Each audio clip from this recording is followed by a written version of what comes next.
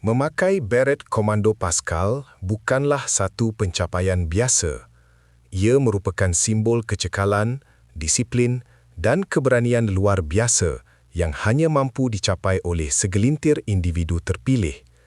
Untuk melayakkan diri menyertai pasukan elit Tentera Laut Diraja Malaysia, TLDM ini, setiap calon perlu melalui proses pemilihan yang ketat serta latihan intensif yang menguji ketahanan fizikal dan mental ke tahap maksimum.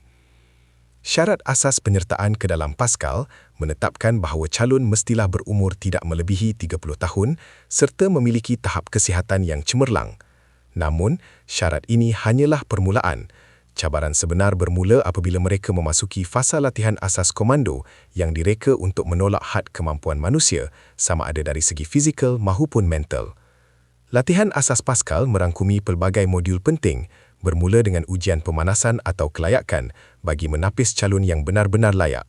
Seterusnya, mereka akan menjalani kursus asas komando Pascal yang melibatkan operasi di darat, laut, hutan dan kawasan paya. Kemahiran khusus seperti penyelaman tempur menggunakan oksigen, asas payung terjun, serta tempur jarak dekat, close quarter combat dan tempur tanpa senjata turut menjadi sebahagian daripada latihan wajib. Hanya mereka yang berjaya menamatkan latihan asas ini akan dianugerahkan beret Komando Pascal. Namun, perjalanan mereka tidak terhenti di situ. Anggota yang telah lulus perlu meneruskan latihan lanjutan serta kursus kepakaran bagi melayakkan diri menerima lencana Trimedia, simbol penguasaan dalam 3 domain operasi utama, iaitu darat, laut dan udara.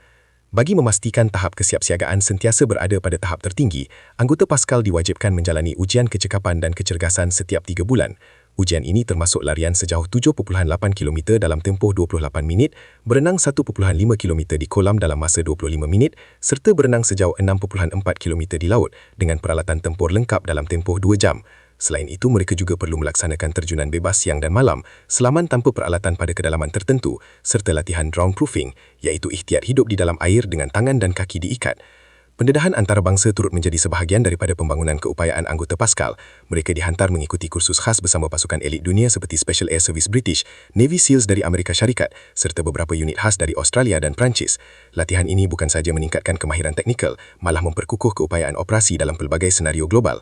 Sejarah mencatatkan bahawa pada 26 Ogos 1991, Kementerian Pertahanan Malaysia secara rasmi mengiktiraf Pascal sebagai pasukan utama dalam operasi memerangi keganasan.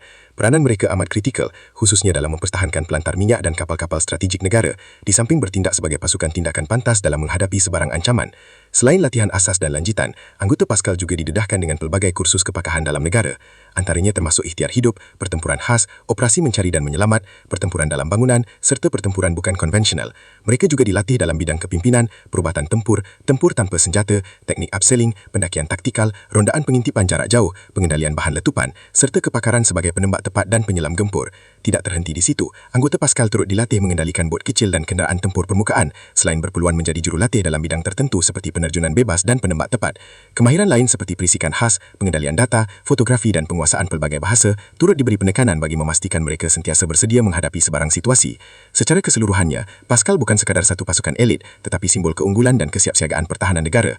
Setiap anggota yang berjaya menyarung beret komando membawa bersama tanggungjawab besar untuk mempertahankan kedaulatan negara dalam apa jua keadaan, sama ada di darat, laut maupun udara.